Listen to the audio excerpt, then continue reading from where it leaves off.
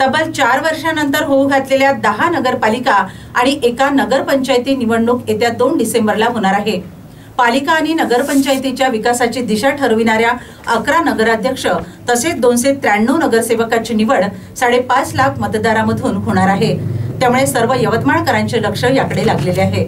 जिल्ह्यातील यवतमाळ, नेर, दारव्हा, दिग्रस, पुसद, उमरखेड, आरणी, घाटंजी, पांढरकवडा, वणी या 10 नगरपालिका तर उमरखेड तालुक्यातील ढानकी नगरपंचायतीची निवडणूक 4 वर्षांपूर्वी झाली होती।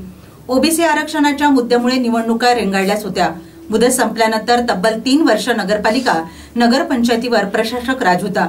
लोकप्रतिनिधी अभावी ग्रामविकासावर चांगला आणि वाईट दोन्ही प्रकारचा परिणाम पाहावयास मिळाला। नको ते विकास कामे झाले असून अनेक वर्षांपासून प्रलंबित कामांकडे दुर्लक्ष केल्याचे चित्र सर्वत्र पाहावयास मिळत होते।